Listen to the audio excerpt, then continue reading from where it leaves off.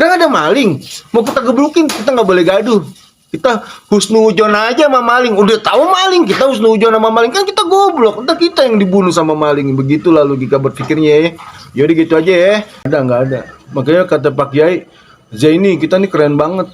Bisa jadi saksi sejarah, bisa jadi hebat. Kita itu bisa ngebongkar pemalsuan nasab selama 200 tahun. Kita pokoknya keren banget. Wah, Pak Kiai yang keren. Saya mah cuma ngikut-ngikutan keren doang gitu, nge-backup. Pak Kiai lah semuanya komandannya, gue gituin gitu.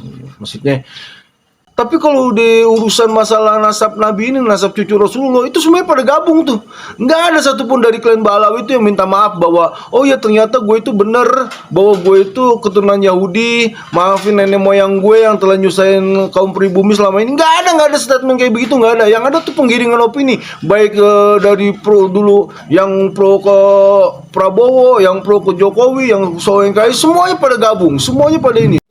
Assalamualaikum warahmatullahi wabarakatuh. Gue nonton channelnya Gus Puat ya.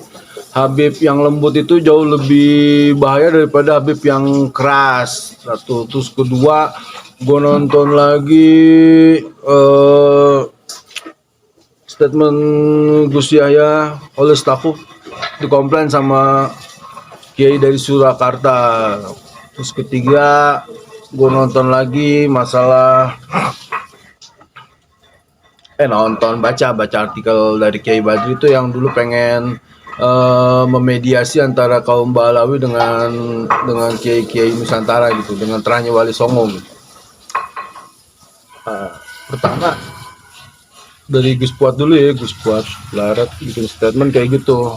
Habib yang lembut jauh lebih bahaya daripada Habib yang kasar. Maksudnya apa gitu, ya kan? Setelah gue merenung, setelah gue berpikir, ternyata begini ya.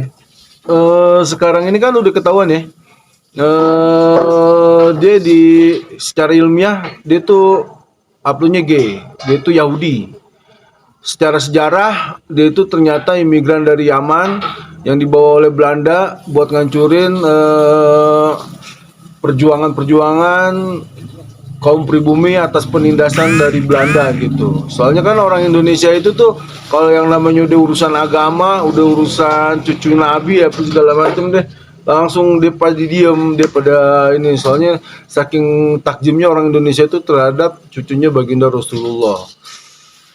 Pokoknya dari segi sejarah, dari segi ilmiah, dari segi manuskrip nasab, dia itu ternyata bukan cucunya Rasulullah SAW gitu. Dan menurut gue ini kayaknya sih kelakuan dia ini nih bikin Rasulullah marah. Nah, jadi terbongkarnya ini semua tuh tersistematis. Jadi gini loh, mau Habib yang kasar, mau Habib yang lembut, mau Habib yang dulu pro ke Jokowi, mau Habib yang dulu pro ke Prabowo. Jadi dia tuh kalau di dunia politik tuh ada yang pro ke NKRI, ada yang kontra ke NKRI. Jadi seolah tuh, wah dia tuh masuk di segala macam sisi, di segala macam lini gitu loh.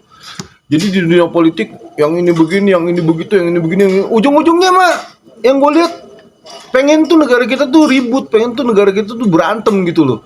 Tapi kalau di urusan masalah nasab Nabi ini, nasab cucu Rasulullah, itu semuanya pada gabung tuh. Nggak ada satupun dari klan Balawi itu yang minta maaf bahwa, oh ya ternyata gue itu bener, bahwa gue itu keturunan Yahudi, maafin nenek moyang gue yang telah nyusahin kaum pribumi selama ini. Nggak ada statement kayak begitu, nggak ada. Yang ada tuh penggiringan opini, baik dari pro dulu, yang pro ke Prabowo, yang pro ke Jokowi, yang soengkai, semuanya pada gabung, semuanya pada ini, semuanya. Jadi ini bukan urusan politik. Orang nge-frame ini, oh ini bakalan ujung-ujungnya mau urusan pemilihan presiden. Enggak ada urusannya sama urusan presiden. Serius dah. Gue pernah ditaruh, gue sama Pak Kiai juga beda pilihan presidennya. Nggak ada urusannya sama presiden, nggak ada urusannya sama dunia politik, nggak ada. Ini urusannya masalah bener apa nggak bener gitu. Ini masalah urusannya tuh urusan edukasi apa kagak. Sekarang gini loh, bukan orang bego doang yang kena tentang pembohongan nasab ini. Orang pintar sekelas ulama, sekali orang-orang gede apa segala macam kena bohong semua, kena ini semua apa segala macam. Sekarang dia bikin statement kayak begini, aneh ini cucu Nabi itu pasti diwarisin 3, 1 darahnya, kedua akhlaknya, ketiga cobaannya. Gila. Sekarang Kalau dia mewarisi cobaannya kita cobain aja. Kalau dia kagak enak ya kita kasih Royco. Gitu aja kalau menurut gue mah kayak begitu. Kayaknya ya Allah seolah-olah tuh dia jago banget beretorika, jago banget ya yang namanya tuh mainin flying victim tuh dia jago banget gitu loh. Maksud gue gini loh, udahlah sekarang mah kita nggak usah jauh-jauh jihad segala pengen ke Palestina ngancurin Yahudi, nggak usah. Di diri kita sendiri aja nih, di negara kita sendiri nih kita jihad. Jihadnya bukan pakai perang, jihadnya pakai pemikiran. Oh, kita tuh mesti memerdekakan orang-orang yang belum ngerti apa segala macam tuh tentang dia. Kita tuh mesti nyetempel dia. Oh, dia tuh kalau dia belum ngelakuin tes DNA, dia nggak bisa ngebantah tes si Kiai Imad, berarti itu dia tuh Yahudi. Dan emang dia itu menurut sejarahnya dibawa dari Yaman itu oleh orang Belanda untuk mengintimidasi pribumi-pribumi ini yang pada mau merdeka dengan penjajahan Belanda itu. Wah, itu udah lama, udah sering gitu. Nggak usah lah kita jihad gini. Sekarang ini kita nih mesti sayang sama negara kita. Nih orang kayak begini kalau didiemin nih, wah dia misalnya berkuasa di Indonesia, wah bisa ngimpor senjata, bisa perang saudara, bisa perang ini. Ntar kejadiannya nih kita tuh bakal kayak di Timur Tengah, bakal kayak di Libya, bakal kayak di mana. Mau lu ntar perang, ribut. Om sama keponakan tembak-tembakan, saudara sama saudara tembak-tembakan. Ini menurut gue, kalau menurut gue gini, apa yang gue lakuin ini, gue bertanggung jawabkan tadi akhirat di depan Rasulullah. Ya Rasulullah, saya udah kayak begini gitu loh. Sekarang begini, orang yang budak-budaknya dia tuh bego, kalau gue bilang bego ya, tolol, dia nggak mikir, dia tuh lagi diperhatiin. Oke lah, lu cinta sama Rasulullah. Keturunan Rasulullah sekarang udah ada yang teraktualisasi secara faktual kan. Keturunan Wali Songo tuh itu keturunan Said Julfikar itu keturunan Rasulullah yang asli. Kenapa nggak sih nggak lu takjim sama dia yang benar-benar keturunannya Rasulullah, yang benar-benar bawa darahnya Rasulullah, yang benar-benar secara tes DNA udah benar, secara manuskrip udah benar, secara nasab udah benar, secara narkoba internasional tuh udah diakuin. Kenapa sih nggak takjim sama dia? Kenapa sih takjim sama orang yang tukang bohong ini, yang sering ngebohongin masalah kuburan, yang sering ngebohongin masalah nasab, yang sering ngebohongin masalah ini, pemalsuan data, pemalsuan sejarah, apa segala macam. Dulu inget nggak waktu di Banten itu kan, ada Sultan Banten ngawinin Sarifah katanya udah cerai sama suami, nggak lama anaknya diekspor ke Ambon, suaminya meninggal, dia nikah lagi, pengkhianatan di Banten. Ya wajar lah orang Banten tuh pada nggak terima dengan kejadian kayak begitu ya kan. Terus banyak lagi, terus dia ribut sama Al Irsyad. Makanya itu kata kiai yang dari Surakarta tuh, semua orang Robitu Alawiyah nggak yang baik, nggak ya udah nggak bener, udah bubarin aja selesai. Terus kayak Al Badri juga kayak begitu. Dulu waktu Wali Songo pengen ngeklaim bahwa oh ini saya ini masih juri yang Nabi, wah enggak, Wali Songo itu udah terputus, udah malah marah-marah begini apa segala macam. Sekarang kita nih Kiai Imad, Gus Fuad apa segala macam ngasih ini, lu kalau mau ini lu ilmiah gini, dia juga ngamuk-ngamuk juga. Sekarang maunya apa sih, so jago banget gitu loh. So jago banget di negeri orang gitu. Bingung gue. Yang gobloknya lagi dia nggak mungkin kayak begitu kalau nggak di backup sama budak-budaknya dia gitu loh. Yaudahlah stop lah jadi budak-budaknya dia. Yaudah sekarang kita kalau kita pengen jihad, kita sayangin aja orang-orang kita. Jangan lagi kita ini apa segala macam sama dia. Udah. Dia kalau misalnya belum bisa ngebuktiin bahwa dia itu bukan Yahudi, nggak usah kita iniin. Udah gitu aja menurut gua. Muter-muter, wah ngajak debat, ngajak ini, apa segala macam, bikin ini, bikin itu, ini.